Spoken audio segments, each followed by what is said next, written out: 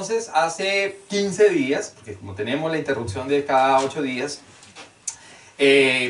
dejamos o concluimos hace 8 días que estábamos en evangelios sinópticos, ¿verdad? Hablamos de 3 evangelios sinópticos. Estamos hablando, todo el tema que hemos venido hablando es el tema de la Biblia. Yo sé que es un tema muy largo y como no tenemos 3, 4, 5 horas, sino tenemos 1 hora y media más o menos de estudio, y cada 15 días, pues no es que avancemos mucho.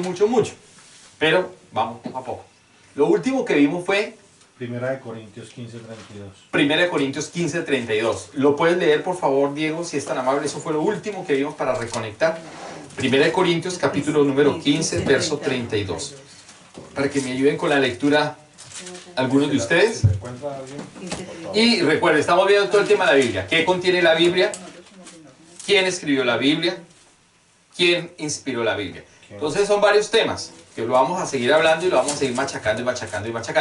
¿Quién escribió la Biblia? 42 hombres escribieron la Biblia en un periodo de 1500 años aproximadamente. Espero que ustedes escribieron todos esos datos, ¿no?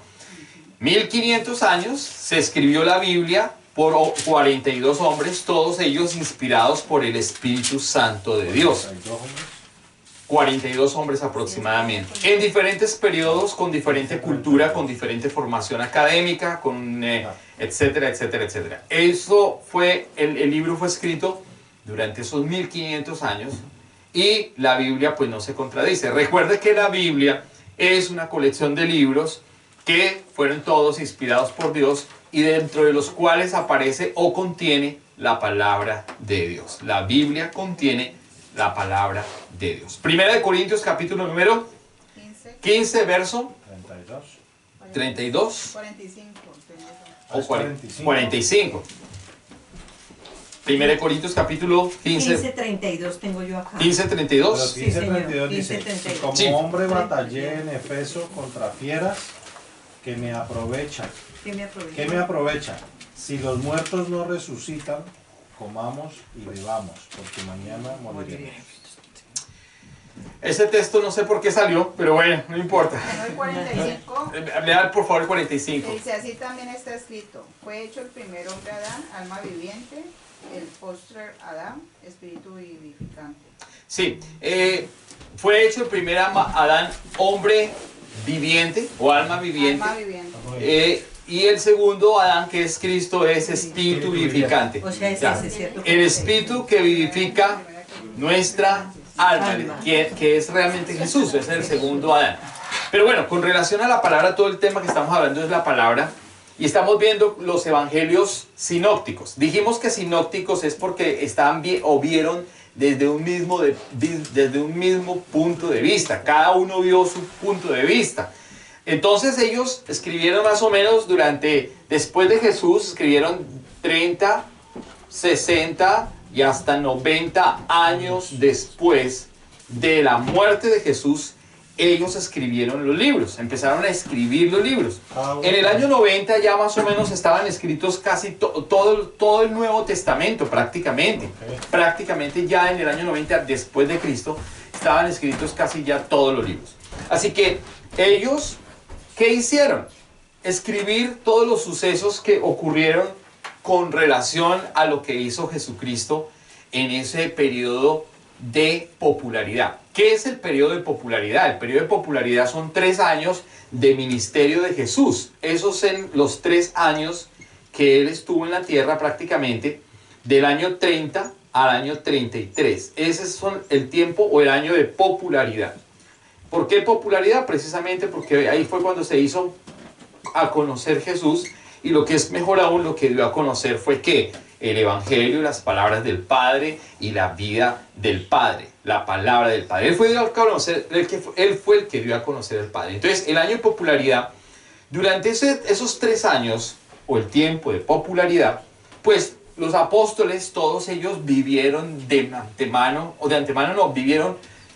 de mano de Él todas las cosas. Ellos vieron los milagros, los prodigios, las señales, vieron todo el proceso del Salvador y de las palabras que Él vino a hablar. Entonces ellos, pues en ese momento no era que ellos cogían un lápiz, un esfero, o cualquier cosa, una pluma, un pergamino a escribir, no. sino que ellos se quedaron en su memoria todos estos datos importantes, y después de que muere Jesús han pasado un buen tiempo, pero ellos empiezan a escribir todas las cosas importantes para que el mundo conozca todo lo que el Salvador ha venido a hacer, o lo que el Mesías venía a hacer. Bueno, ¿y quién une todos esos libros en todo ese tiempo? ¿Quién los une? O sea, ¿quién Pues, hoy dice, aquí este es el... ok, eso se llama, lo que ocurre es que eso tiene un nombre que es, un grupo de eruditos, por ejemplo, en el tema del Antiguo Testamento. En el Antiguo Testamento lo que hacen los hombres eruditos son los que han evaluado la Biblia y han tomado los textos antiguos, en este caso digamos del Antiguo Testamento, y ellos han verificado que estos textos sean inspirados por Dios, y ellos hacen un estudio. Por eso ahí están los fariseos, están los escribas, están los doctos de la ley y están los intérpretes de la ley. Cada uno cumple un propósito.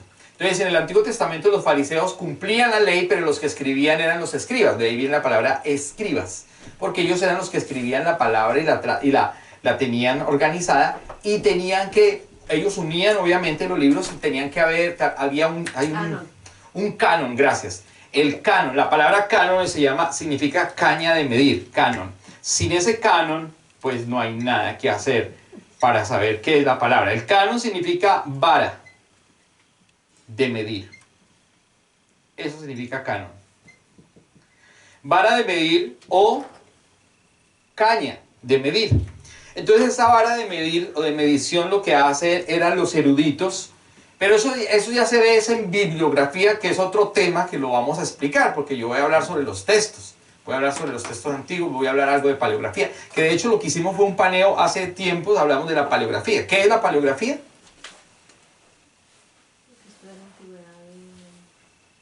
Bernardo, ¿qué es la paleografía? La paleografía es la ciencia que estudia los textos antiguos y que verifica que realmente esos textos antiguos tengan una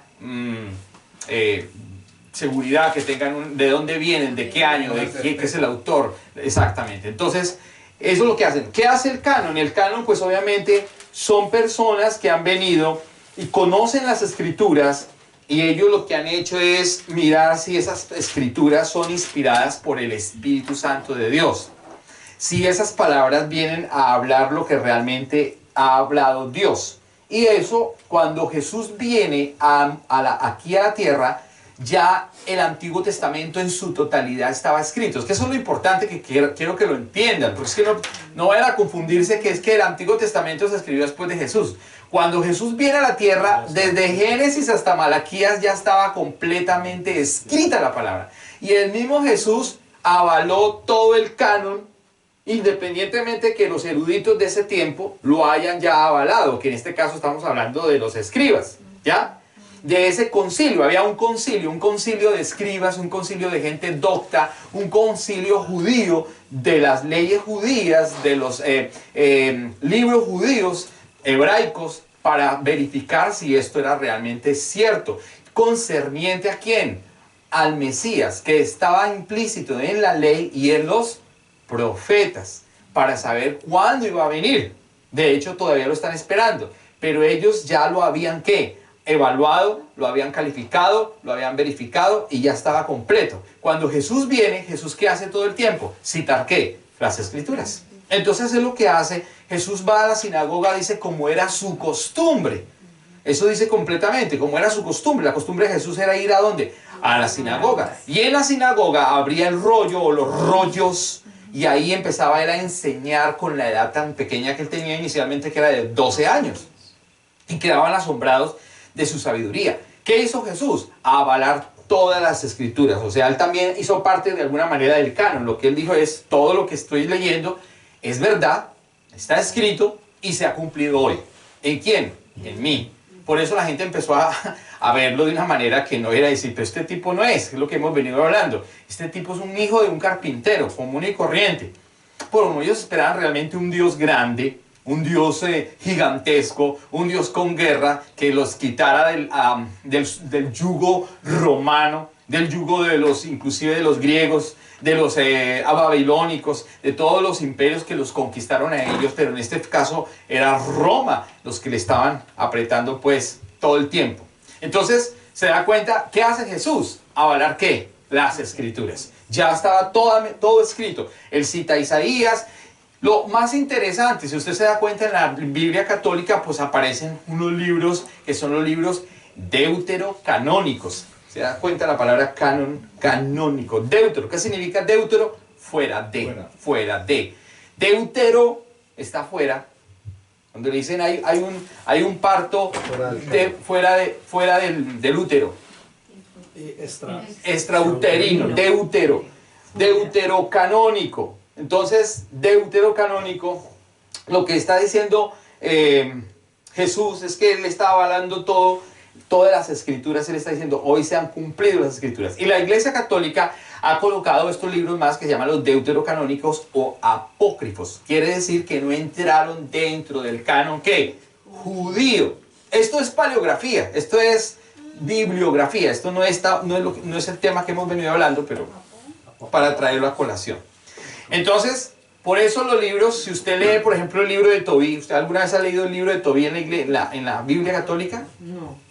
Bueno, el libro de Tobí, o Tobías, se lo lee y usted por eso encuentra que se lee que oraban o se ora a los muertos y se les dan cosas a los muertos, y por eso la Iglesia Católica tiene una tradición de prender velas a los muertos en los cementerios. ¿Se da cuenta? Pero porque eso es un ocultismo. Eso nunca lo avaló Jesús. Jesús, cuando vino a la tierra, nunca citó ninguno de estos libros. Nunca lo citó. No aparecen registrados ni siquiera en en el Nuevo Testamento. ¿Ya estaban escritos esos libros? No estaban escritos. Bueno, unos sí estaban escritos y otros no estaban escritos en la época de Jesús. Pero vuelvo y le repito, en la época de Jesús, Él no los avaló, y cuando Él abre todos los rollos y las escrituras, no los tienen dentro del canon. Porque es que el canon judío, las escrituras fueron inicialmente dadas ¿para quién? ¿Para todo el mundo? No, para el pueblo de Israel. Por eso es que la ley está enfocada solo para Israel. No era enfocada para los romanos, no era enfocada para los griegos, no era enfocada para los babilónicos. Pues si no era enfocada para ellos, pues mucho menos para nosotros. Pero a nivel de lo que estamos hablando con relación al Mesías, sí es para nosotros. Por eso el canon se cerró. Canon significa una vara de medición. Ya ellos dijeron, esto es inspirado por Dios, esto es inspirado por Dios, esto es inspirado por Dios. Entonces lo que es mejor aún, llega Jesús, el Hijo de Dios, o Dios mismo, que se hizo carne, y Él avala todos los rollos. ¿Cómo? Enseñando y hablando todo lo que el canon habla del Antiguo Testamento. Él lo avala. Él es el que le da el sello, le dice, eso es verdad. Pero hasta ese momento no había Nuevo Testamento. Por eso estoy hablando, Nuevo Testamento se escribe 30, 60 y hasta 90 años después de Jesucristo. Ya Cristo no estaba. O sea, no fue que Jesús se puso a leer primera de Juan 1:1 y dijo, en el principio yo era el verbo. No, él nunca leyó eso. Quiero que lo entienda. Quiero que se ubique en el tiempo, para que usted entienda de qué estamos hablando.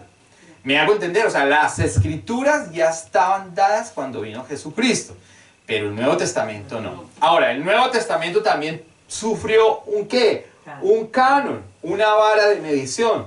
Y esa vara de medición precisamente pues tenían que hacerla los mismos eruditos y verificar si todo lo que se estaba escribiendo pues obviamente tenía inspiración divina. De hecho, la Biblia dice en Lucas, dice que si se hubiera escrito, o sea, se puede escribir, de hecho dice que si se escribiera de Jesús no cabrían los libros en el mundo, dice la palabra. ¿Sí? Entonces hay muchos libros. Emanuel, hazme un favor, ve a mi biblioteca y busca, mi vida, la Biblia de los libros perdidos los blancos, el libro blanco, que está al lado de las Biblias, libros perdidos del Edén. O sea, perdónenme, podemos encontrar muchos libros, muchos, pero no son inspirados por Dios. Es que quiero que entiendan, la inspiración tiene que tener muchos aspectos: cultura, dirigido al pueblo judío en el tiempo correcto, con la enseñanza correcta, y además de eso, lo más importante, tenía que estar inspirado por el Espíritu Santo de Dios. Eso era lo más importante. Yo tengo una serie de libros acá, pero a veces no los muestro porque la gente a veces se escandaliza. Un día lo mostré y una hermana aquí se escandalizó. Pero que, hombre, por eso es que aquí les hablo cosas un poquito más gruesas, pero trato de bajarme un poco para que no se nos vayan a escandalizar. Este libro dice claramente The Lost Books of the Bible and the Forgotten Books of the Den. Dice los libros perdidos de la Biblia olvidados en los libros del Edén. Entonces aquí, esto es y aquí hay una cosa, hay mucha información. Aquí podemos encontrar, habla de la infancia de Jesús, habla de los apóstoles de Jesús, habla de Clemente I, que eran padres de la iglesia, habla de Barnabás, libros, ¿no? Habla de las similitudes, habla de Germas, el padre Germas, habla de el evangelio de acuerdo según San Pedro, dice aquí, The Lost Gospel according to Peter. Entonces aquí introducción a los libros olvidados en el Edén, y aquí encontramos primer libro de Adán y de Eva. Aquí encontramos el segundo libro de Adán y de Eva. Encontramos los secretos de Enoch, The Secrets of Enoch, los salmos de Salomón, los salmos olvidados de Salomón. O sea, que hay muchos libros, cantidades. Pero estos libros, que aunque tengan información buena y correcta, no son inspirados por el Espíritu Santo de Dios. Quiero que entienda que por eso la Biblia tiene 66 libros. Es la colección de libros. Todos ellos son inspirados por el Espíritu Santo de Dios, que es lo que habla Timoteo. ¿Por qué son inspirados por Dios? Precisamente porque tienen una cronología perfecta, un tiempo perfecto, no se contradicen, están hablando cosas completamente reales. Si incluyéramos un deuterocanónico aquí como Tobías, entonces Tobías está diciendo que hay que orarle a los muertos, y entonces ya se sale de lo que es inspiración de Dios, y ahora sí hay una contradicción con relación a la Biblia. ¿Usted me entiende lo que le estoy diciendo? Sí. Entonces ya no tiene sentido. Estos libros acá usted lo puede leer, tendrá cosas muy buenas y otras que no tienen nada que ver con relación a la palabra o a la doctrina más exactamente que enseñó Dios. Enseñó tanto el Padre como lo que enseñó Jesús. Eso es lo que quiero que entendamos. Otra cosa, aquí en la actualidad hay muchos autores, muchos autores. Usted puede encontrar libros de toda clase. Puede encontrar libros de MacArthur, puede encontrar libros de Maxwell, puede encontrar libros de John Piper, puede encontrar libros de los que usted quiera. Muchísimos autores. Todos ellos tienen un concepto. Pero, ojo, eso no es inspiración divina. De hecho, muchos libros son testimoniales de lo que ha ocurrido en su vida. O sea, eso se llama vida cristiana, pero no es palabra de vida o teología. Puede ser teología, puede ser un concepto emitido por él y puede estar de acuerdo completamente, puede ser un libro completamente bueno, pero no es inspiración divina.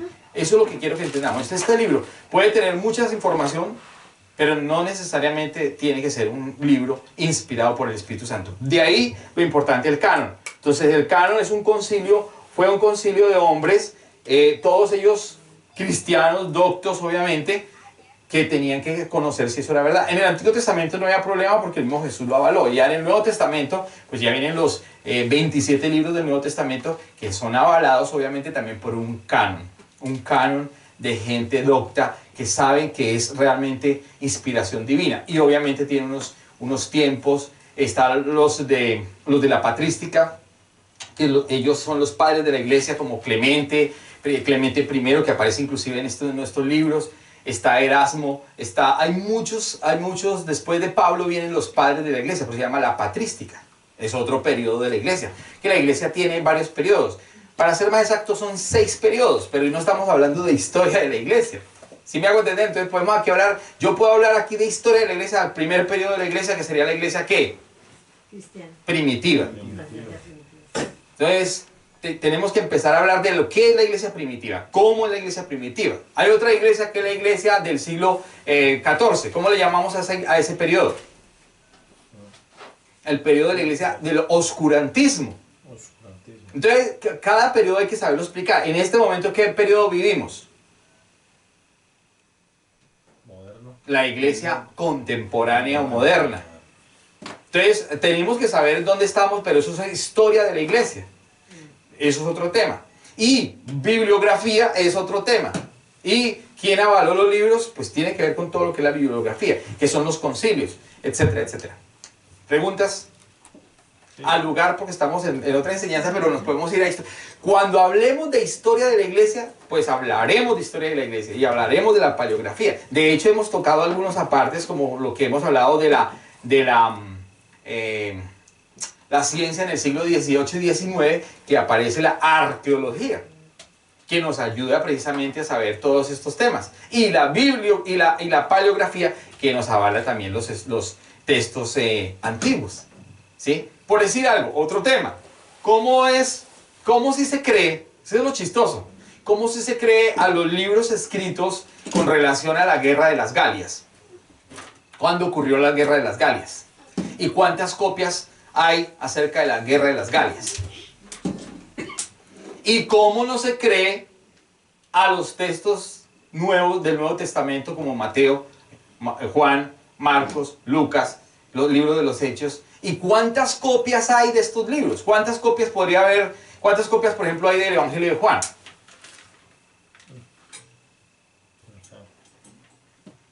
Entonces, eso es lo que tenemos que, eso lo vamos a ver, pero eso lo vamos a ver mucho más. Estamos hasta ahora como en los pañales, ¿no? En los pañales hasta ahora estamos limpiando. ¿Cómo se limpia un bebé? Entonces, hasta ahora se limpia así.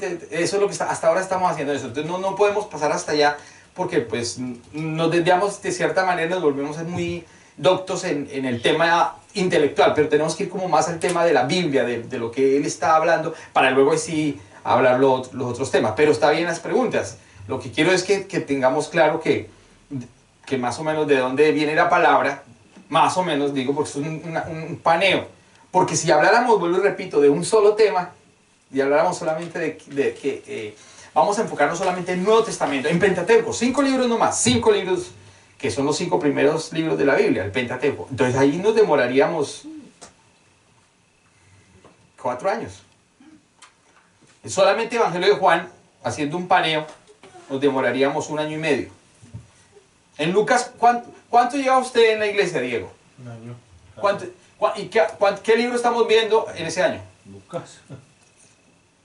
Solo Lucas. Lucas. Y nos falta todavía ver por terminar Lucas. ¿Se da cuenta? Porque esto la predicación es positiva. Ahora, si saltáramos a hacer otras cosas, pues lo haríamos de otra manera, pues sí, podría ser, pero entonces no como que lo que queremos es construir bien. Esa es la idea. Entonces, un día vamos a ver Juan, otro día vamos a ver Apocalipsis, eso va a ser una cosa fabulosa, pero vamos poco a poco. Entonces, en este momento estamos estudiando qué es la palabra. Ahora sí, Dieguito y... Yo quería preguntar... Señor. ¿Cuál era el método de medición para saber exactamente que los libros eran inspirados por el Espíritu?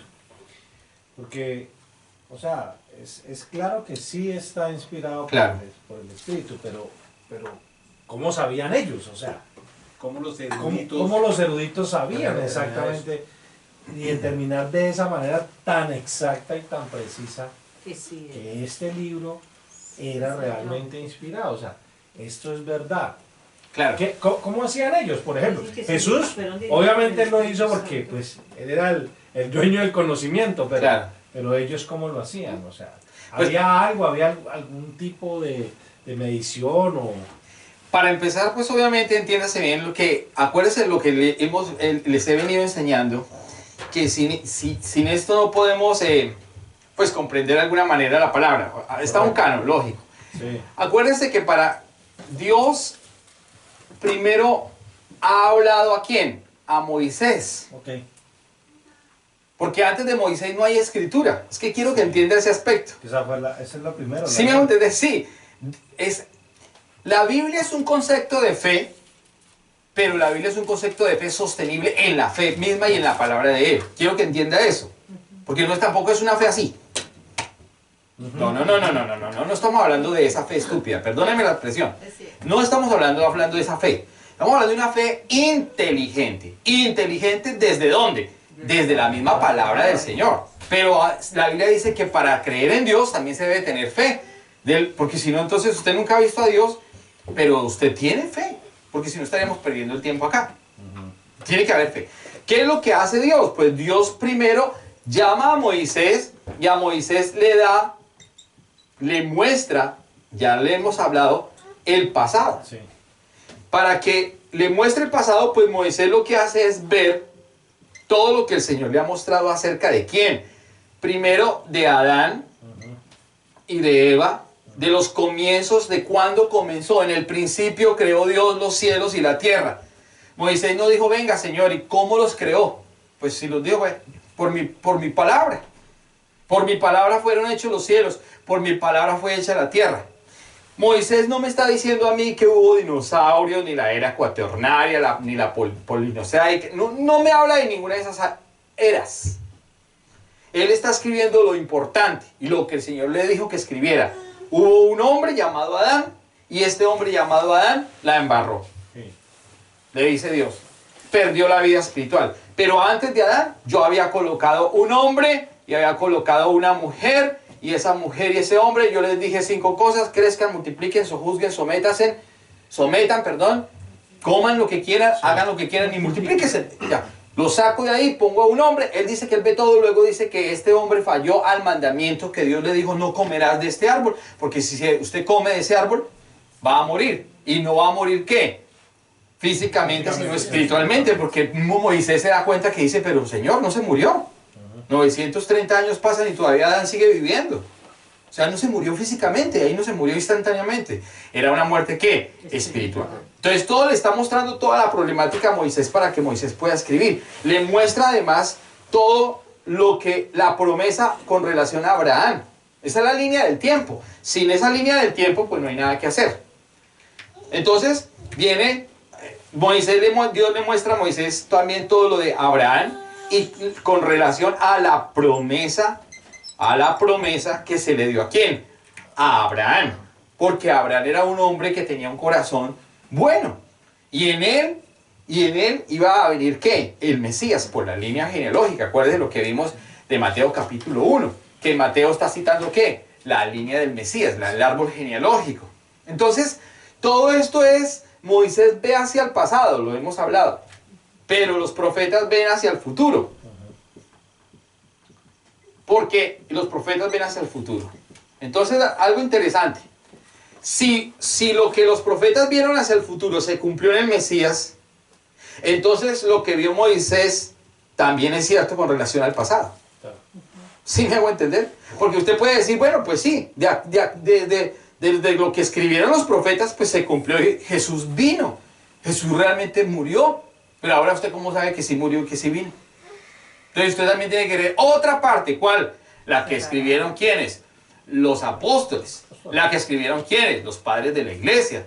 Entonces se da cuenta que en este momento nuestra posición es que nosotros estamos creyendo algo con relación a fe, avalado obviamente por una serie de escritos que no es un libro de ayer, sino que es un libro de 4500 años atrás, escrito en un periodo de 1500 años por 42 hombres inspirados por el Espíritu Santo de Dios. ¿Sí me entiende? Entonces, ¿qué argumentos se tienen? Pues los argumentos es que esto que está hablando Moisés es todo lo que ocurrió en el pasado y no había ley y Dios le da la ley para que luego venga el pueblo de Israel a vivir sobre la ley, a caminar sobre la ley. Y le da luego una esperanza a los profetas que predicaron una esperanza. Los profetas predicaron el evangelio, los profetas hicieron como el evangelio, pero no predicaron el evangelio. ¿Entiende la diferencia? ¿En el Antiguo Testamento hubo evangelio? Sí hubo evangelio. ¿Cuál era el evangelio en el Antiguo Testamento? Que los profetas estaban predicando de la esperanza. Pero todavía no era el verdadero evangelio. El verdadero evangelio fue cuando Cristo bajó. Ahora sí cambia la situación. Entonces, ¿qué pasa? Los escribas, los doctos de la época, pues verificaron que todos estos 39 libros que se escribieron en el Antiguo Testamento, pues tuvieran toda la historia del pueblo de Israel. Historia del pueblo de Israel. Aquí no estamos hablando de otro pueblo. Israel. Obviamente que ahí se tocan temas como la los temas de los imperios babilónicos, de los imperios griegos, de todo lo que había alrededor del pueblo de Israel. Pero el enfoque es ¿quién? El pueblo de Israel. Entonces, todo esto ha ocurrido y se ha avalado porque ha habido una oralidad. Eso es como cuando usted le cuentan, yo me acuerdo que, a ver, vamos a colocar un suceso, porque es que si yo le digo a ver, Felipe, ¿cuántos años tiene? 16 años. Felipe, ¿usted se acuerda el día, usted estaba ese día, en qué estaba haciendo ese día que hubo la toma del Palacio de Justicia? ¿Qué estaba haciendo usted ese día? Perdón, pare ahí. ¿Qué estaba haciendo usted ese día?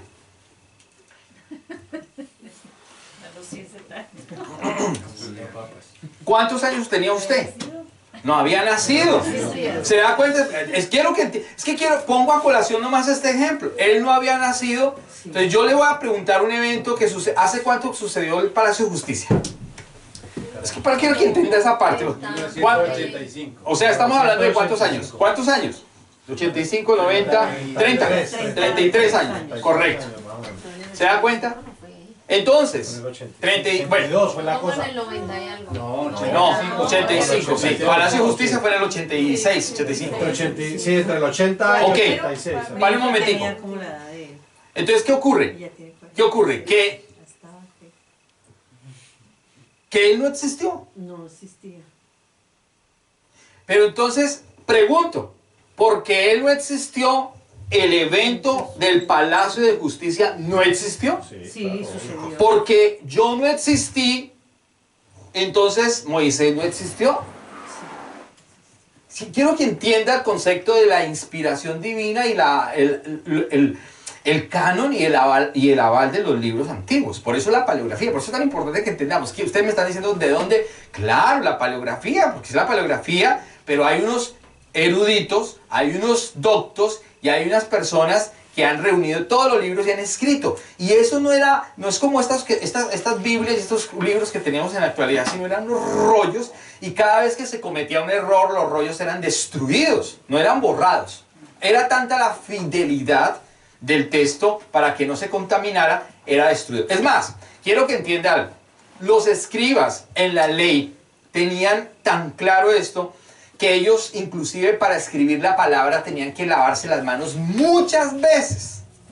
Ellos se lavaban la mano porque el tema no era solamente de escribir, sino el tema pensaban que si las manos estaban sucias, manchaban no la hoja, no el pergamino, manchaban lo que estaban escribiendo. Era tan tenaz la situación que entonces ellos se lavaban las manos muchas veces y empezaban a escribir. Y en el momento en que cometían un error, no había borrador, no había las herramientas que tenemos hoy. No había liquid paper, sino que destruían el pergamino y volvían a empezar. Ese era el tema de ellos. Ellos eran escribas, por eso eran escribas, personas completamente dedicadas a ese trabajo.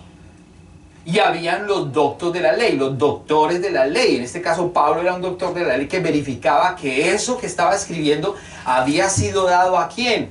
A Moisés, porque Moisés está hablando acerca de la ley, por eso Deuteronomio. ¿Qué significa la palabra Deuteronomio? Segunda ley. Levítico, leyes. Génesis, inicio. Deuteronomio es Éxodo, salida. Deuteronomio, segunda ley, segunda ley. Pero tenemos que conocer primero todo ese bagaje para hablar del tema. Porque vuelvo y le repito aquí, porque entonces nos tocaría empezar a hablar libro por libro. Entonces vamos a hablar de Génesis. ¿Y Génesis de qué habla? Pues de Jesús. Y entonces la gente va a decir, ¿pero dónde está Jesús? Claro, no que está profetizado desde el mismo comienzo. Usted lee el capítulo 13 y está siendo profetizado. Pero vamos a empezar a hablarlo desde la manera paleográfica. Pues bueno, entonces vamos a hablar desde la manera paleográfica.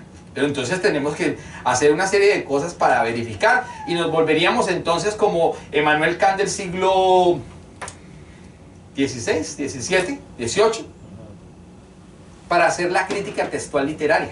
Y ese no es mi trabajo, yo soy un pastor. Si yo fuera un crítico textual literario, pues entonces ahora sí yo tengo que dedicarme a hacer una crítica textual literaria para decir si la Biblia es Biblia o no es Biblia, si es inspirada o no es inspirada. Sin embargo, como pastor, tengo que conocer si es inspirada o no es inspirada, si lo que estamos hablando es verdad o no es verdad, pero eso es otro concepto. ¿Me hago entender? ¿Sí me hago entender lo que estamos hablando? ¿Tú vas a decir algo? ¿Me hago entender lo que está diciendo? Entonces, traigo a colación el ejemplo. Armero, ¿hace cuántos años ocurrió? ¿Tú estabas en Armero? Al mismo tiempo. Ah, bueno, entonces ya voy. Fue el año siguiente. Vamos a Armero. Entonces, Mismo exacto. Días después. Unos días después fue la cosa. Unos días después, Palacio de Justicia. Ok, Palacio de Justicia. Luego tenemos Armero. Ok. Entonces yo le pregunto a Emanuel, inclusive, y le pregunto aquí a Felipe. Hermano, ¿usted se acuerda el día, cómo estaba usted vestido, dónde estaba usted el día que ocurrió el problema de Armero? No existía. Pero entonces, ¿qué nos dice que sí existió el problema de Armero y que sí existió el Palacio de Justicia? La historia está documentada en los periódicos, está documentada, nos metemos a Google, hay unos testigos fundamentales de la época, ¿sí? Entonces, todo está ahí, ya, todo está, entonces los testigos están ahí, todo está ahí. Lo mismo ocurre con este tema de la palabra. O sea, si yo no creo que esto realmente tiene una seguridad, una certeza y unos testigos oculares que vivieron de la época y que además escribieron este libro, pues entonces ahora sí, apague y vámonos, porque no hay nada que hacer. Señor, Diego. Es que tengo que decirlo porque Dígalo. no es hacia allá donde yo voy. El tema no es que yo no lo crea. Yo lo creo. No, está para perfecto. mí está clarísimo. Yo creo que la pregunta mía fue si existía algún método para utilizar ese canon de medición. Eso fue... Claro, es que el método, perfecto, es que el método, ¿cuál es? El método es que se escriben los textos primero por la oralidad de Moisés. Moisés ha venido hablando y él escribe, se escriben los textos de todo lo que Dios le ha mostrado con relación al pasado. Es importante entender esto. Sin ese pasado no entenderíamos entonces. Claro, es que si no había pasado, pues no hay nada. historia. Exactamente. Sí, que es lo mismo que estamos hablando del Palacio de Justicia. Exacto. Entonces, pues si él no conoce el tema del Palacio de Justicia, nunca lo va a conocer. Ya te doy la palabra. Entonces, ¿qué ocurre? Hay una escritura primero, hay una escritura. Lo que habló Dios. ¿Qué habló Dios? Que Dios le dijo Dios le mostró a Moisés. ¿Qué le mostró a Moisés? Que un hombre llamado Adán la embarró. Sí. Que Dios estaba allí, la presencia de Dios estaba con él, que hablaba con él a través de la voz de los ángeles. Y que le dijo haga esto y haga esto, pero él la embarró. Todas las cosas se empezaron a dar y él escribe y escribe y escribe y escribe y escribe y escribe. Habla de Abraham. Y lo que es peor aún, o lo que es peor aún, o lo que es mejor aún, Abraham existió, claro que existió. Independientemente que Moisés no lo haya conocido en persona, Abraham nunca se dieron la mano los dos, jamás. Pero existió. Por eso le estoy diciendo, si el libro de las Galias habla de la guerra de las Galias, que fue muchísimo antes, y hay copias, y la gente cree, y es historia además, ojo, y es historia, eso no es, eso es greco, y eso no es carreta, y existió, y gente habla sobre ese tema, que fue antes. Entonces, ¿por qué no le creemos a algo que realmente también existió, es inspirado por Dios, se escribió, y luego viene, pues obviamente, ¿qué? Los profetas empiezan a hablar de ¿quién? De ese Mesías, de la problemática para hablar lo que estamos viviendo hoy. Todo esto se ha documentado. Entonces, ¿qué pasa? Que los escribas, ¿cuál es el método? Pues el método es que los escribas se han reunido y han mirado todo lo que ha hablado Moisés. Luego hubo un tema que fueron los jueces. Por ejemplo, ¿quién fue un juez? Sansón, Gedeón. Bueno, Sansón no llegó a ser juez, pues prácticamente iba a ser uno de los jueces. Gedeón fue un juez. La historia, usted entiende que esto está pegadito y quedó escrito. Luego viene ¿quién? Josué. Y luego vienen las guerras de Josué. Y luego viene el cómo van a conquistar Jericó. ¿Y Jericó existió? Pues entonces vamos a verificarlo con ¿qué? La arqueología bíblica. La paleografía nos está diciendo una cosa, vemos el texto, la arqueología bíblica, verificamos si realmente Jericó existió o no existió. Pues es más, si usted va hoy, siglo XXI, a Israel, pues usted va a encontrar una Israel moderna. Pero 4 o 5 capas debajo de la Israel moderna está la Israel antigua, que es la arqueología que nos está avalando el tema que estamos viendo. Entonces, todo lo que se ha escrito, pues ellos lo han plasmado, lo han escrito, El concilio se reúne y dice, esto es inspiración divina, esto viene de Dios, esto fue verdad, esto no es verdad, lo que no es verdad destruyámoslo, lo que es verdad lo vamos incluyendo, y cuando llega Jesús, avaló el canon. Jesús citó las escrituras completas. Él predicaba sobre lo que ya habían escrito los antepasados. Luego Jesús se va y empieza el Nuevo Testamento. Pero 30 años, 90 años, 60 años después, empieza a escribirse el Nuevo Testamento. ¿Inspirados por qué? Pues porque ellos vieron de antemano toda la situación. Claro. Porque después no fue un cuento, ellos la vivieron. Es que Pedro vio a Jesús, Tomás le metió los dedos en las llagas. Y él no creía y dijo, yo quiero creer si usted realmente es Dios. Venga, entonces venga, meta la mano. Sí, entonces él vio, verificó. Los testimonios reales. Pablo no conoció a Jesús físicamente. Pablo lo conoció, fue yendo a Capernaum. Queda ciego y Dios le habla y le dice claramente, Pablo, ¿por qué le das cosas contra el aguijón? ¿Usted sabe qué es dar cosas contra el aguijón? ¿Usted sabe qué es poner una puntilla y pegarle usted a la puntilla estúpidamente? 10, 20, 40, 50, 100, 200 veces. ¿Qué va a pasar con su mano? Se la va a romper. Ponga un cuchillo ahí y péguele al cuchillo de punta a ver qué va a pasar. Eso es lo que le está diciendo Jesús. Vea, yo soy el aguijón. Pégueme a mí. Usted está persiguiendo a la iglesia, que es mi cuerpo, pero usted está hiriéndose. Él está diciendo eso. ¿Cuántos días queda ciego Pablo? 3 días queda Pablo ciego. Luego viene Ananías, un profeta, que el Señor le dice a Ananías, vaya dígale a él que él me va a ser útil para el ministerio. Vaya dígale que Dios lo vaya dígale. Y él creyó, en esos 3 días quedó ciego. Ananías ora por él, queda inmediatamente, vuelve a recobrar la vista, y en esos 3 días pues entendió que realmente Jesús es el Mesías. Él era un perseguidor de la iglesia, sin embargo era un doctor de la ley que conocía toda la ley del Antiguo Testamento, o sea, conocía todos los escritos antiguos, y luego lo que hace es decir, wow, tuve una experiencia personal, ahora soy cristiano y ahora empiezo a los que perseguí, los empiezo a amar, y empieza a escribir las cartas y cambia su vida porque tuvo un encuentro personal con el Cristo que no lo conoció vivamente. Por eso se llama el apóstol de los gentiles, que fue dado para los gentiles, mientras que Pedro estaba predicando para los judíos. ¿Entiendas? Es que aquí hay conceptos históricos, conceptos culturales, conceptos de muchas cosas, pero eso ya lo vamos a ver en otras materias. Aquí estamos hablando, obviamente estamos enfocados un poco de la Biblia, porque estamos viendo la Biblia, pero entonces nos llevaríamos mucho tema a hablar de esa parte, pero si quiere volvemos y borramos todo y empezamos de ceros para volver a empezar otra vez desde la paleografía.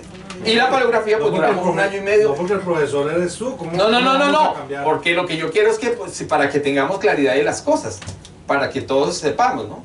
Hablando de los eruditos y de los doctos, ellos, digamos, como es hablando del pueblo de Israel, ellos salen de cuando empieza todo el tema de la ley y cuando hacen el tabernáculo, que tenía que entrar un sacerdote y había solamente una tribu específica, de ahí salen esos eruditos de la ley para aprobar que lo que se estaba escribiendo era verdad, porque a Moisés es el primero que se le da la palabra para que empiece a escribir, ¿verdad? Es el primer erudito, ¿no? Exacto. No es que sea un erudito, Moisés no es un erudito realmente. Moisés lo que es un instrumento que Dios está usando para mostrarles todo el pasado.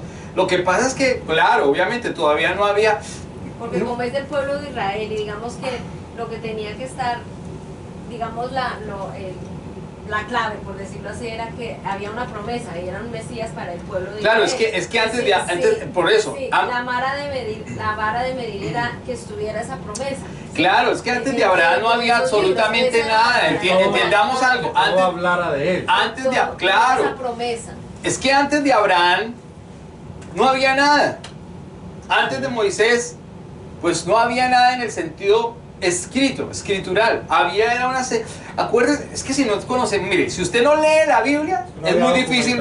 Si usted no lee la Biblia, usted me está haciendo las preguntas porque no lee la Biblia. No quiero ofenderlo o ofenderlos. Quiero decir que usted tiene que leer la Biblia. ¿De dónde salió el tema? Por ejemplo, si yo le pregunto aquí de dónde salió Nimrod, usted me va a decir quién es Nimrod.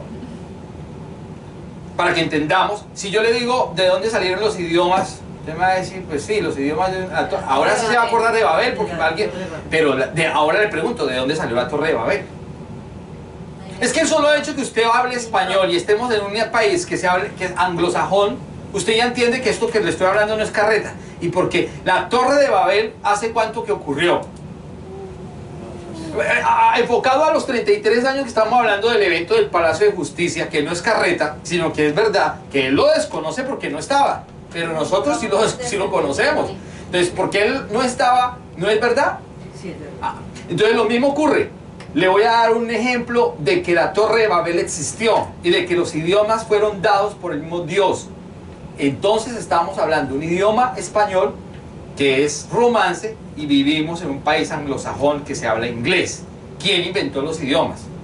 Eso fue dado en la Torre de Babel, dado por el mismo Dios. ¿Quién? ¿Por qué? Porque él confundió las lenguas, porque Nimrod era un hombre que estaba construyendo una torre que podía llegar hasta el cielo. Lea Génesis el capítulo 11 si no me quiere creer. Vaya conmigo a la palabra, vamos conmigo a la palabra, para que entendamos un poquitico de la historia. Pero este no es el tema. Vuelvo y repito, este no es el tema. Génesis capítulo 11. Tenía entonces toda la tierra una sola lengua. ¿Qué había antes? Una sola lengua. No había más en la tierra. Sí. Dice, yo no me lo estoy inventando. ¿Y esto lo escribió quién? Moisés. ¿Se da cuenta que todo tiene un... Claro, ¿qué es lo que, por eso le estoy diciendo, los pergaminos se escribieron y tenía que haber gente que sí estaba diciendo lo mismo, pero lo más importante son los eventos históricos que ocurrieron. La historia nos está avalando, la paleografía nos lo avala, la arqueología nos ayuda para todo esto, es verdad. Entonces tiene que haber un canon y el canon dice, este libro sí es verdad, este libro no es verdad. Por eso Tobías dice, no, ¿cómo así que hay que orarle a los muertos? Si tenemos es un Dios vivo. Ese libro no cabe en el canon, fuera. El canon es la vara de medir. Puede que se hayan equivocado y no hayan entrado otros. Es más, le voy a decir una cosa, el libro de Cantar de los Cantares casi no entra en el canon. Sin perder Génesis 11, por favor, no pierda Génesis 11. Es que aquí salen tantas ideas en la cabeza, pero vaya a Cantar de los Cantares un momentico. Cantar de los Cantares. Sin perder Génesis, por favor. Cantar de los Cantares. Vamos a leer el capítulo 2 un momentico y vamos a leer el verso número 8 en adelante. Dice, la voz de mi amado, he aquí él viene, saltando sobre los montes, brincando sobre los collados. Mi amado es semejante al corzo o al cervatillo. Helo aquí, será tras nuestra pared, mirándolas por las ventanas, atisbado por las celosías. Mi amado habló y me dijo, levántate, oh amiga mía, hermosa mía, y ven, porque aquí ha pasado el invierno y se ha mudado la lluvia y se han frustrado las flores, se han mostrado las flores en la tierra. El tiempo de la canción ha venido y nuestro país se ha oído la voz de la tórtola. Hay uno que me dice acá, espérate, dice, espérate, acá, capítulo 1, verso número 9, capítulo 1, verso número 9. Dice, a yegua de los carros de Faraón te he comparado, amiga mía. Hermosas son tus mejillas entre los pendientes, tu cuello entre los collares, zarcillos de oro te haremos, tachonados de plata. Mientras el rey estaba en su reclinatorio, mi nardo dio su olor. Mi amado es para mí un manojito de mirra que reposa entre mis pechos. En otra versión dice que reposa entre mis senos. Racimo de flores de aledaña en las viñas de Engadi es para mí, mi amado. He aquí que tú eres hermosa, amiga mía. He aquí que eres bella, tus ojos son como dos palomas. He aquí que tú eres hermoso, amado mío, dulce. Nuestro lecho es de flores. Y empieza a hablar una serie de cosas. Si usted lee más, lea todo el libro, porque es que el libro le dice, mira, tus dos pechos son dos pechos que destilan miel, leche. Aquí, mire, tus cabellos son gotas de la noche. Me he desnudado para ti, he desnudado mi ropa. ¿Usted qué piensa? Esto es un libro erótico. Esto es una vaina, se metió la pornografía en la Biblia. Esto es un libro. Imagínense, aquí la gente se ruboriza a veces. ¿Qué será este libro en el Antiguo Testamento? Y Jesús no había venido. Busqué mi amado y no lo hallé. Mete tu mano en mis no, mire todo lo que habla unas vainas y usted dice, ¿cómo así que meta la mano? ¿Sí? Entienda, por eso casi este libro no entra en el canon, porque pensaron que este libro era un libro ¿qué? Pornográfico, erótico. Mire, sus mejillas como una era de especias aromáticas como fragantes flores, sus labios como lirios que destilan mirra fragante, sus manos como anillos de oro Sus piernas, mire, sus piernas como columnas de mármol. Mi amado es blanco y rubio, señalado entre 10 como su cabello es fino, sus ojos como 2 palomas, su olor es un olor fragante, su lengua es un paladar delicioso. Busqué a mi amado en la noche y no lo hallé. Ahí. Usted dice, esto es un libro erótico. ¿Usted qué piensa? Y por eso la Biblia se da cuenta que muchos pastores la malinterpretan y entonces en la reunión de pareja se habla de esto y dice, ay, por la noche su amado va a buscar lo que... Ay, las vainas. Entonces, y ahí resultan hablando de unos temas que nada tiene que ver. Nada tiene que ver. Pero este libro que Cantar de los Cantares está hablando es de la relación de la iglesia con el Mesías. Y Cristo no había venido. Y Cristo no había venido. ¿Quién escribió el Cantar de los Cantares? Salomón. No Salomón chiquito que está por ahí. El otro Salomón. Entonces se da cuenta. Volviendo al tema de Génesis capítulo 11. O sea, este libro tiene una evidencia garantizada 100%. De lo contrario, no hay, apague y vámonos. Nos vamos para la casa.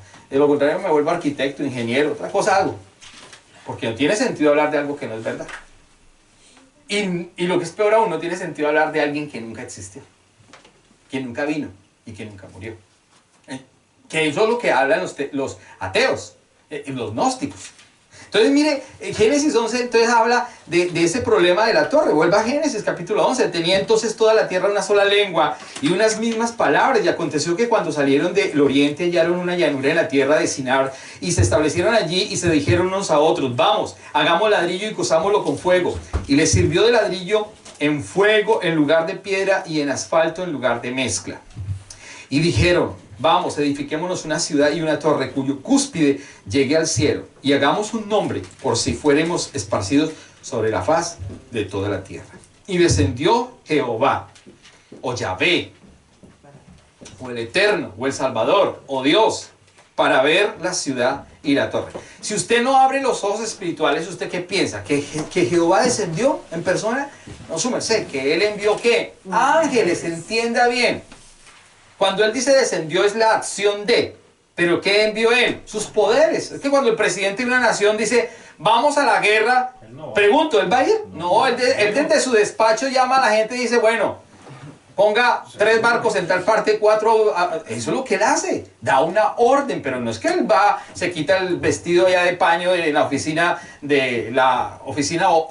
oval de los Estados Unidos en Washington y se quita Donald Trump su vestido y se va a ir a la guerra. Jamás lo va a hacer. Él pone a otros, porque Él tiene la autoridad, Él tiene el poder, la palabra. Eso es lo que, si eso es un hombre común y corriente, pues cuánto más nuestro Dios que Él hizo todas las cosas. Entonces Él dice claramente aquí, dice, y dijeron, vamos, edifiquémonos una ciudad. En el verso número 5, descendió Jehová para ver la ciudad y la torre que edificaban los hijos de los hombres. ¿Los hijos de los qué? Hombre. Entienda bien, aquí no está hablando de los hijos que tienen vida espiritual por la línea genealógica que se le prometió a Abraham, que vienen por Adán. Jamás, que venían por Abel, claro que Abel murió, que venían entonces por Caín. ¿Entiende usted? ¿No son esos hombres? No. Usted va a decir, pero esos hombres, no son los hombres, está clara. Es que cuando no entendemos esa parte pensamos que son los mismos. No son los mismos, son los que no tienen vida en el espíritu. Eran personas trabajadoras, personas que tenían alma, personas que eran comunes y corrientes, pero su espíritu estaba completamente muerto. O sea, su espíritu no había cumplido ¿qué? La función espiritual. Por eso dice acá, dice, y dijo he aquí el pueblo es uno. El verso número 5, descendió Jehová para ver la ciudad, la torre que edificaban los hijos de los hombres, no los hijos de Dios. Cuando habla de los hijos de Dios, no es que realmente sean ya hijos de Dios, sino por el Espíritu. Y dijo Jehová, he aquí el pueblo es uno. Date cuenta, ¿qué aprendimos hace 8 días en la predicación?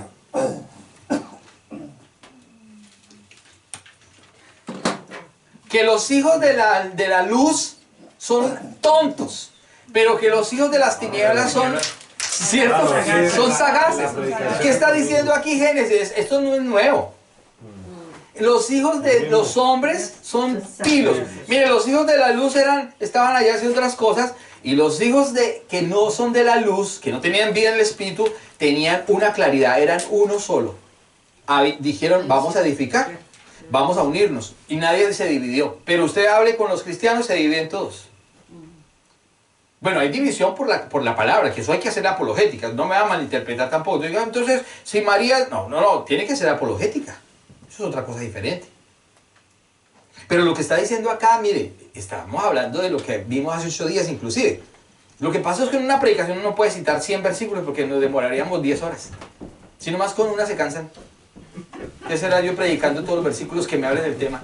Me sacan a patadas. Entonces dice acá, y dijo Jehová, he aquí el pueblo es uno, y todos estos tienen un solo lenguaje, y han comenzado la obra y nada les hará desistir ahora de lo que han pensado hacer. Algo les iba a hacer desistir, nada. Tenían fe, habían trabajado, tenían el mismo objetivo, iban a construir una torre, iban a poner su nombre en el pináculo, iban a llegar hasta el cielo. ¿Lo pueden hacer? Sí, Señor, lo pueden hacer. Pero el Señor dijo, los voy a confundir. Señor. Estos hombres, estos hijos del hombre, De los hombres, sin vida espiritual, tenían conocimiento de que existía Dios. completamente. Acuérdense de lo que dice la palabra, que Dios ha colocado un cielo, árboles, animales, plantas, que con lo natural no pueden ya colocar excusas, que con lo natural esto no ha sido obra de una mente creadora, un Dios es perfecto, santo. Entonces ellos tenían todo. ¿Ya? Ellos tenían todo. De hecho, ellos se mezclaron, los hijos de Dios con los hijos de los hombres se mezclaron. Entonces también conocían. Pero entonces ahí fue cuando se pervirtió la verdadera raza. Conocían también por boca. No porque existiera algo que les... Claro, de alguna manera, porque Dios había hablado, pues obviamente había... Muchas maneras. Habían de muchas maneras. Por eso Hebreos capítulo 2 dice, Dios habiendo hablado de muchas formas y de muchas maneras, en otro tiempo habló por. Entonces habló por los profetas, ha hablado por la creación, ha hablado por... ¿Se dan cuenta? Y había una mezcla entre los hijos de Dios y los hijos de los hombres. Los hijos de Dios con relación al espíritu y los hijos de los hombres con los que no tenían espíritu. Por eso ellos querían construir la torre. Claro, para llegar y montar un nombre, y que haya una gloria. Iban a ser glorificados los hombres, no Dios. Entonces mire lo que dice acá, para finalizar ese pedazo, dice, ahora pues, descendamos y confundamos allí. ¿Quién está hablando aquí? Dios. Y dice, no dice voy a descender, dice descendamos. Está hablando del Padre, del Hijo y del Espíritu Santo implícitamente. Dice, ahora pues descendamos y confundamos allí su lengua para que ninguno entienda el habla de su compañero. Pero también habla de ángeles. Aquí está hablando de ángeles. Descendamos es ángeles también. ¿Para qué? Para confundirlos. Dice, así los esparció Jehová desde allí sobre la faz de toda la tierra y dejaron de edificar la ciudad. Pues ya con la misma lengua ya no podían entenderse, entonces no pudieron construir la ciudad, hasta ahí se detuvo. Yo le decía, mándeme un ladrillo. Y el otro le hablaba otro idioma y no entendía. Entonces hasta ahí se acabó la torre. ¿Quién creó las lenguas? No, que las creó fulanito de tal para hacer negocio. No, Dios no las creó. Sí, para hacer un negocio, para pagar más ahí la Weevil. Para pagar, no, la Weevil, fue la Weevil. No, que es que el idioma más espectacular es el inglés. Ah, eso es carreta. Inglés ni Juan Inglés. Por eso fue llamado el hombre. Lo peor. Por eso fue llamado el nombre de ella Babel. Babel, dice claramente. O me va a decir que a usted le encanta el inglés. Por eso fue llamado el nombre de ella Babel. Porque allí confundió Jehová el lenguaje de toda la tierra. Y desde allí los esparció sobre la faz de toda la tierra. El lenguaje que trae una acción es el hebreo. Los demás lenguajes no traen acción. El lenguaje que trae una acción es el hebreo. Los demás lenguajes tienen una mentalidad, tienen una información. Hay una diferencia muy grande. El griego, usted lee el idioma griego, que es riquísimo, muy rico el griego, pero el griego, ¿qué pasa con el griego? Lo lleva solamente al intelecto, pero no lo lleva a la acción. El hebreo lo lleva a la acción. Lo piensa de una manera completamente diferente. Entonces, bueno, ¿se da cuenta? Entonces, ¿el evento de la Torre de Babel ocurrió? Pregunto, Felipe, ¿usted estaba en ese momento? Tampoco. Pero está aquí escrito y documentado. Ahora, transportémonos al año 86, 1986. ¿Ocurrió este evento? Claro que ocurrió. Entonces él no puede negar el evento porque nunca no existió, no existía en ese momento. Pero nosotros sí lo vimos. Nosotros lo vimos por noticias, otros lo vivieron personalmente porque estaban en la Plaza de Bolívar. Dicen, yo vi cuando salió la señora que vendía los tintos y la faldita era de cuadros y la cargaba un soldado acá. Yo no sé por qué aparece muerta en otro lado. Era un testigo ocular. ¿Entiende usted lo que estamos hablando? Pero eso ocurrió, claro que ocurrió. Entonces, se da cuenta, trayendo todo esto a la palabra, todo eso que hemos hablado, la historia lo avala, la paleografía lo avala, la arqueología lo avala, y obviamente pues los textos, por eso, ¿qué hicieron ellos? Pues verificar si todo esto era verdad o no era verdad, que lo que escribió Moisés fue verdad o no fue verdad. Y todo lo que los eventos ocurrieron, claro que ocurrieron. Es más, ¿usted cuántos años tiene su abuelita, Paola? 87. ¿Usted alcanzó a conocer a la mamá de su abuela? No alcanzó a conocer a la mamá de su abuela, pero su mamá sí alcanzó a conocer a la mamá de su abuela. Sí, a la abuelita. ¿Cuántas generaciones estamos hablando allí? 3. 3, 4 generaciones promedio, 3, 4 generaciones. 3, 4 generaciones estamos hablando de 300 años. Promedio, de 300 años más o menos. Entonces póngase usted a pensar también con relación a Moisés y con relación a Abraham. Muchos de ellos, pues Moisés no se vio con Abraham, pero las generaciones sí se conocían unos con otros por las edades. De hecho, ¿cuánto vivió Adán? 930 y pico de años. Entienda que ellos sí se vieron, entienda que sí hubo una comunicación, entienda que todo eso no fue una carreta, eso fue una realidad. Señor. ¿Y la gente se hacía muy vieja o no se hacía vieja? No, eso era para vivir toda esa cantidad de años. No, porque es que no era tan vieja tampoco. Sí eran viejos, pero no tan viejos. Era como era un viejo de hoy, de nuestros días. El tiempo era... Más corto, me imagino. O sea, el tiempo era... Al tiempo de Dios hoy... Dios destinó que el hombre Dios destinó que el hombre en el huerto viviera por la eternidad. Okay. Pero como pecó, entró muerte espiritual y muerte física, aunque la muerte física no entró inmediatamente, sino que entró fue después. Sí, okay. Entró fue la muerte ¿qué? Espiritual. La muerte espiritual fue instantánea. Sí. Fue instantánea. La física fue después. Como dice claramente que debido al pecado, Dios fue acortando los días, y eso lo dice el Salmo. Sí. Okay. Claramente, los salmos lo están aclarando. Él acortó los días, entonces él destinó 1000 años para los hombres, después lo fue bajando, y dice que hasta nuestros días, dice que lo más alto en la actualidad son 120 años, y de ahí para abajo. Y dice que el más robusto hoy está entre 80, 90, y a lo sumo 120 años. Entonces, porque ya se ha venido acortando. ¿A causa de qué? Del pecado.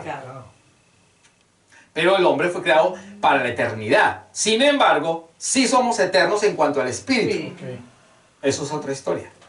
Ya sí somos eternos en cuanto al espíritu. Hoy no salimos completamente del tema. No, pero... Porque el tema era otra cosa. Pues se ha enfocado a la Biblia, pero salimos del tema, pero es lo mismo. ¿Sí me van a entender? No, pero no hablamos de Biblia. Pero sí o no es muy, ¿cómo dice? Confundido. No, esa no es la palabra. Confuso. Ya sabe tanto inglés que... Sí, correcto. No, es que I don't understand nada. No, lo que pasa es que, por ejemplo, si nosotros estamos en este momento y yo digo, pues 900 años, tiene que ser un viejito súper arrugado, caminando.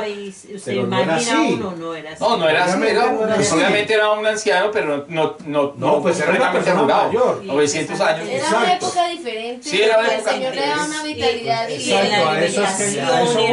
Pero por causa de que el hombre se ha enfriado y se ha apartado de Dios, pues él iba... Pero yo voy a eso. Correcto. Sí, Y también la alimentación. Todo eso está quedando grabado en YouTube. Tú le YouTube. tocas ese tema a una persona.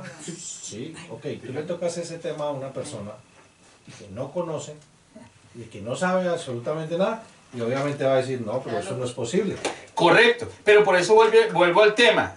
hemos colocado el tema de la historia fundamental. Es que si desconocemos todos esos, que la gente piensa que solamente esto es hacer un sermoncito y ya. No, mire, esto es dedicarle la vida completa y como debe ser. Hay que estudiar y estudiar y estudiar y estudiar. Y no solamente hay que estudiar la teología general, porque la teología es la teología. La teología es el campo académico. Ojo, la teología es el campo académico, pero lo más importante es su palabra. ¿Entiende la diferencia entre la teología, campo académico, y su palabra, que es otra cosa? La teología es una parte que nos ayuda, pero quitémosla. Digamos que la teología es basura. Estoy diciendo, digamos que la teología es basura. Que lo más importante es aquí, el tesoro. Esto es lo más importante. Sin embargo, pues usamos la teología como campo académico para poder mirar una serie de cosas. Y lo mismo estamos mirando las otras materias de la arqueología, de la paleografía, de todo lo que es la historia, para que entendamos todos estos conceptos. Sí, porque hablamos también de los conceptos lingüísticos, pues también tenemos que hablar de los conceptos lingüísticos. Tenemos que hablar de la historia, entienda bien, de la cultura. No es lo mismo la cultura judía como se vestían. Es más, cuando se reunía Jesús o cuando se reunían los discípulos, ¿usted cree que ellos llegaban a una sala como las que tenemos actualmente? ¿O se sentaban en unos banquitos lo más de bonitos? No, ¿sabe qué hacían ellos? Ellos se acostaban en el piso. Mire, aquí por aquí no salgo en YouTube, pero ellos lo que hacían era así, acostarse en el piso, completamente. Ponían aquí aquí ponían la comida, aquí ponían unas almohaditas y se recostaban ahí. Por eso era que Juan era el discípulo amado. Y Jesús se acostaba acá, Juan ponía su pecho aquí. Por eso era el discípulo amado. Su cabeza estaba aquí en el pecho de Jesús. Y ahí conversaba Jesús con ellos. Y comían, iban comiendo, iban compartiendo y les iba hablando las parábolas. Está rico. O sea, esa es una cultura. Ahora, ¿cómo hoy en día usted haría eso? No. Entienda eso. Entienda, los calzoncillos de la época de hoy, pues dicen Calvin Klein y son ajustaditos y son boxers. Pero los calzoncillos de Jesús y de todos los discípulos eran unos trapos, unos pañales. Un pañal así grande, un pañal y una túnica larga. Entonces el concepto de la ley cuando decía que la mujer no se vista como el hombre, está en la Biblia, pero hay que saberlo interpretar. Porque es que el hombre y la mujer se vestían igual prácticamente, ¿entiendan? La mujer tenía una falda larga y el hombre tenía también un vestido largo. Entonces, ¿cuál era la diferencia de la ley en cuanto a eso? No está hablando con relación a la ropa, es que los pastores han confundido la Biblia de una manera impresionante. Pero como no entendemos la parte cultural, ni la parte histórica, y eso es un tema mucho más profundo, pero para entender todos estos conceptos, cómo comían ellos, cómo servían ellos, ¿sí?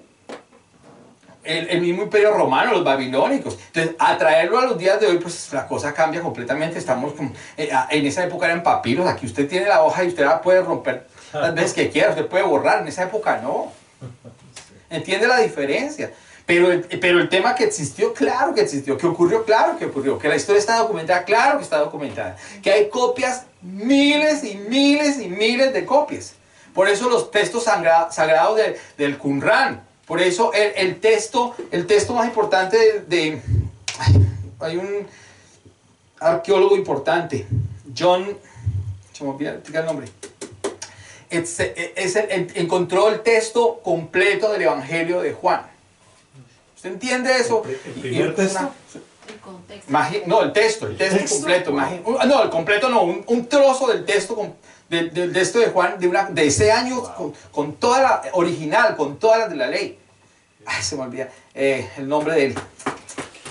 Pero para dentro de 8 días les traigo el dato que es exacto y una cosa impresionante. Entonces esto no es una carreta, esto es una evidencia verdadera.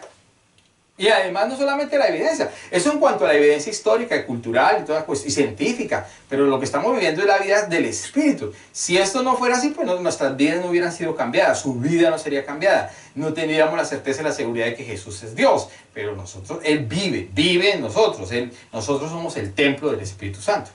Leamos el texto de Juan para terminar, para que retomemos texto de Juan capítulo 1, para que veamos una partecita de lo que vimos hace 8 días. Entonces, ¿entendieron más o menos un paneo de esto? Sí, claro. Porque les repito, si entráramos a hablar de esto, pues tendríamos que dedicarle solamente, digamos que le dediquemos un año a hablar solo de paleografía. Un año solo de paleografía. Para tener seguridad que si esto es de verdad, verdad. Y otro año completo para hablar historia del Antiguo Testamento. No del Nuevo, del Antiguo Testamento. Y otro año para dedicarle a historia del Nuevo Testamento. Y otro año para dedicarle a hebreo, antiguo y arameo. Para saber las raíces griegas de lo que se escribió. Porque esto está escrito en español.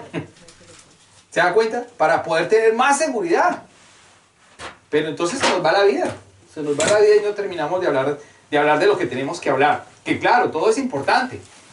Pero el centro más importante, pero lo más importante es que Jesús. Lo más importante es el tema de Jesús. Juan 1.1, por favor. Hemos dicho que entonces Mateo, Marcos y Lucas vienen siendo los evangelios sinópticos que vieron desde un punto de vista y que ellos no perdieron su esencia como tal, sino que ellos están mostrando el evento que sucedió. Por ejemplo, un evangelista dice que Judas se ahorcó.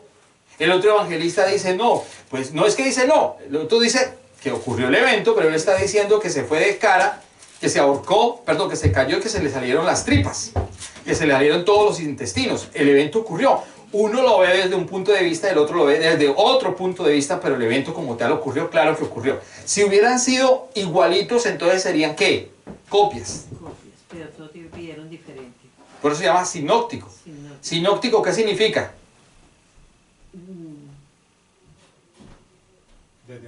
Desde un mismo punto de vista. Desde un punto de vista, desde una cosmovisión personal. ¿Cómo lo vio? ¿Cómo lo vio Mateo? ¿Cómo lo vio Lucas? Pregunto, ¿en los evangelios Mateo, Marcos y Lucas hay teología? ¿Por qué?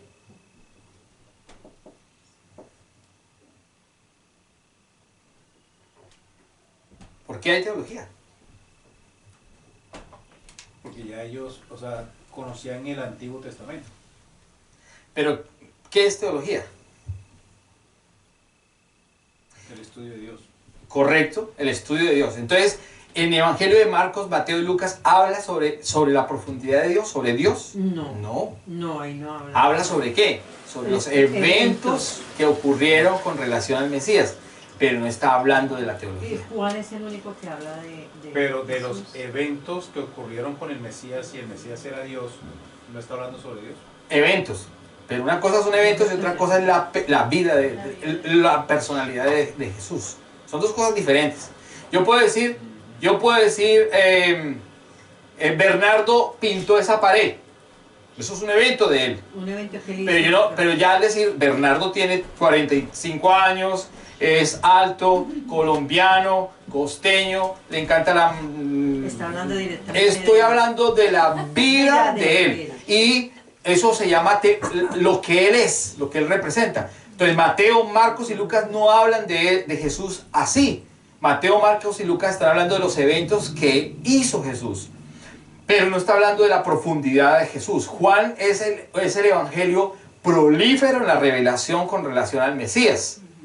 Juan está hablando sobre eso. Por eso, y Pablo habla también sobre Jesús, pero es una teología paulina. Por eso yo desde un comienzo en las clases les he explicado, hay teología paulina, hay teología juanina, hay teología para que tengamos un poquito, porque es que esto es mucho.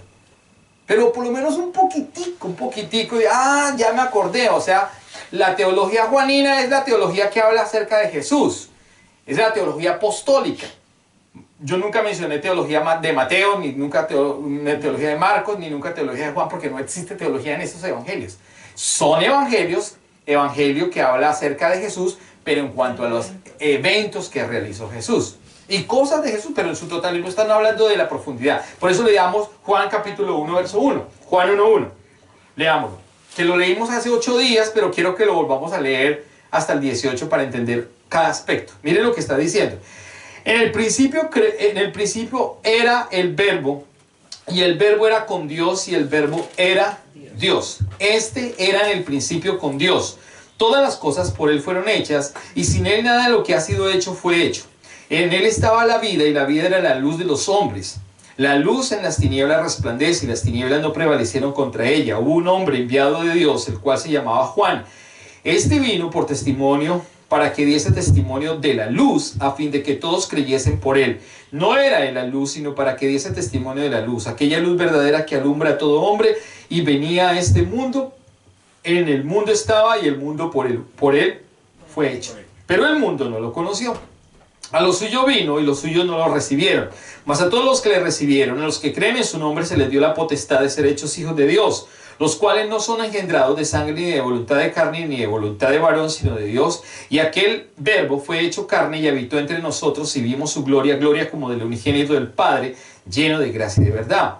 Juan dio testimonio de él y clamó diciendo: este es de quien yo decía, el que viene después de mí es antes de mí, porque era primero que yo. Porque de su plenitud tomamos todos, y gracia sobre gracia. Pues la ley por medio de Moisés fue dada, pero la gracia y la verdad vinieron por medio de Jesucristo. A Dios nadie le dio jamás, el unigénito Hijo que está en el seno del Padre, Él le ha dado a conocer. Entonces, ayúdenme. ¿Qué encuentra usted de Jesús ahí? ¿Qué encuentra? A ver, vamos a trabajar un poquito con ese pedazo. ¿Qué encuentra de Jesús usted ahí? ¿Qué es lo que está hablando Mateo? ¿Qué es lo que está hablando Juan? Porque es que Mateo, por ejemplo, si usted lo habla, usted mira a Mateo, Mateo ya no habla eso. Mateo me está diciendo genealogía, capítulo 1, ¿qué dice? Genealogía de Jesucristo, hijo de David, hijo de Abraham. Abraham engendró a Isaac, Isaac engendró a Judá, Judá a Amán. Ahí está hablando algo de la personalidad del Mesías. ¿Está hablando algo de Dios? ¿Sí o no? Está hablando de la genealogía. No, pero no está hablando de Dios. No No está hablando nada de Dios, por eso es teológico. Por eso los otros no son teológicos. Quiero que entienda eso. Sinóptico es lo que hizo las cosas que ocurrieron, eventos con relación al Salvador. Y el Salvador es la vida, que es lo que ya la teológico, lo prolífero, lo que Él es, lo que Él representa, su esencia como tal. Es muy diferente. Vaya usted, por ejemplo, a Marcos. Por ejemplo, Marcos capítulo 1. Marcos capítulo 1. Principio del Evangelio de Jesucristo, Hijo de Dios, como está escrito en Isaías el profeta: he aquí yo envío un mensajero delante de su faz, el cual preparará el camino delante de ti. Voz del que clama en el desierto, prepara el camino del Señor, endereza sus sendas, bautiza con Juan en el desierto, predica. Entonces está hablando, luego habla el evento de bautismo de Jesús, luego habla de la tentación de Jesús, pero no está hablando de lo que es Jesús como tal. Y está hablando Mateo, Marcos, Lucas se lo dijo, y Juan cambia la circunstancia. Entonces Juan ya dice, en el principio, ¿qué era quién? El Verbo. Entonces estamos hablando ahora sí de la esencia. No está hablando de un evento. Entonces hablamos del verbo. ¿Qué es el verbo? El Verbo de Dios. Correcto. La palabra. Eso, el verbo es palabra. Recuerde que por la palabra se hicieron ¿qué? Todas las cosas. El verbo. ¿Quién es el verbo? Jesús es el verbo. Hay un verbo remargos y hay un verbo logos. El verbo logos es escrito. El remargos, ¿qué es? ¿Alguien sabe? Bueno, se lo dejo de tarea. Entonces, tenemos verbo. Sigue. En el principio era el verbo. Y el verbo era con Dios y el verbo era Dios. Remargos. Este era en el principio con Dios. Todas las cosas por Él fueron hechas. ¿Qué fue hecho para Él o por Él? Todas las cosas. Por Él fueron hechas y sin Él nada de lo que ha sido hecho fue hecho. En Él estaba la vida. ¿Qué más es Jesús? Vida. ¿Cuál vida? Eterna. No, espiritual. O sea, la vida Zoe. Zoe. La palabra Zoe significa espiritual. ¿Se da cuenta? Estamos hablando de lo que es Jesús, de lo que Juan está hablando. Es importante entender esto. El Dios que usted y yo tenemos no es cualquier Dios. Por eso el Dios, cuando nosotros alabamos a Dios y buscamos a Dios, sabemos a quién estamos alabando. Si fuera cualquier Dios, mire, no estaríamos perdiendo el tiempo. De hecho, no perdemos el tiempo, pero yo quiero decir, aquí no estaríamos aquí. ¿Para qué? Si es cualquier Dios. Pues como aquí no es cualquier Dios, dice, la vida soy, en Él estaba la vida, y Él era ¿qué? ¿Qué más era Él? La luz. La luz. La luz. La luz. ¿La luz de quién? De los hombres. ¿Cuál luz? La luz ¿qué? Espiritual, porque acuérdense que hace 8 días hablamos que el mundo tiene un apagón espiritual. En Él estaba la vida era la luz de los hombres. la luz en las tinieblas resplandece y las tinieblas no prevalecieron contra ella. Hubo un hombre enviado de Dios, el cual se llamaba Juan. Aquí ya no está hablando de Jesús, sino de Juan. Este vino por testimonio para que diese testimonio de la luz, a fin de que todos creyesen por él. No era él la luz, sino para que diese testimonio de la luz. Aquella luz verdadera que alumbra a todo hombre venía a este mundo. Y en el mundo estaba y el mundo por él fue hecho, pero el mundo no le conoció. A lo suyo vino y los suyos no le recibieron. Verso número 12. Mas a todos los que le recibieron, a los que creen en su nombre, a los que creen en qué, en el nombre. ¿Qué tiene él? Nombre. Un nombre. Que en el Antiguo Testamento no se reveló. ¿Usted entiende eso? Pero que ahora sí se va a revelar. Dice: mas a todos los que recibieron, a los que creen en su nombre, se les dio la potestad de ser hechos hijos de Dios. ¿Qué tiene él? Autoridad, poder, potestad. Él es la autoridad, Él es el poder, Él es la autoridad, Él es el poder, Él es la potestad. Luego dice: de los cuales no son engendrados de sangre ni de voluntad de carne, sino de voluntad de varón, sino de Dios. Y aquel verbo fue hecho carne y habitó entre nosotros y vimos su gloria. ¿Qué tiene Él? Gloria. Gloria. Y vimos su gloria. ¿Qué más dice aquí? Y vimos su gloria, de los cuales engendrados, y aquel verbo fue hecho carne, y vimos su gloria, gloria como el unigénito del Padre, lleno de ¿qué? De gracia. ¿Qué más? De verdad. Está lleno de gracia y ¿qué más? Y de verdad. O sea, Jesús es mentiroso. Jesús dice mentiras, ha dicho mentiras. Nunca, porque Él es la gracia y Él es la verdad. Verdad.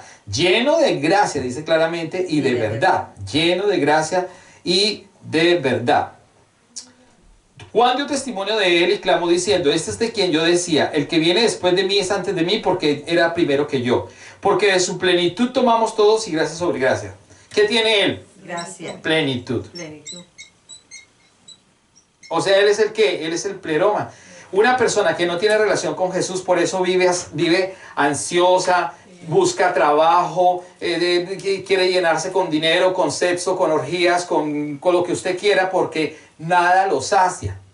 El licor no lo sacia, la droga no lo sacia, las mujeres no lo sacian, los hombres no la sacian, nada lo sacia, la pornografía no lo sacia, los juguetes sexuales no lo sacian. Yo le hablo como es.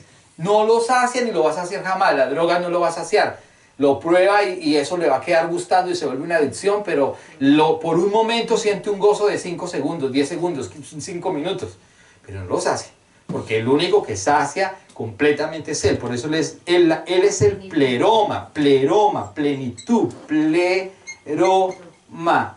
Él es el pleroma. Cuando uno conoce de verdad a Jesús, pues usted no necesita nada de esas otras cosas, no necesita droga, no necesita sexo, no necesita licor, no necesita ir a bailar a una discoteca, no necesita mirar pornografía, no necesita, nada de eso necesita, porque el pleroma llegó a su vida. Si usted no tiene el pleroma, pues usted dice: tengo unas ganas de bailar, porque todavía tiene esa ansiedad. Y me quiero fumar un cigarrillo porque algo lo necesita. Me quiero drogar, me quiero acostar con 10, con 20, con 30. ¿Por qué mira pornografía? Porque hay un vacío. Entonces, eso es lo que... Pero si Cristo es el que llenó su vida, pues es el pleroma. Si lo llenó, dígame, si yo lleno este vaso con agua, ¿para qué necesito echarle más? ¿Para qué? Bueno, no me alcanzó, pero supongamos que se llenó el vaso completamente. ¿Para qué le voy a echar más si no me cabe? No cabe. Y como no me cabe, estoy lleno de Él. Él es el pleroma.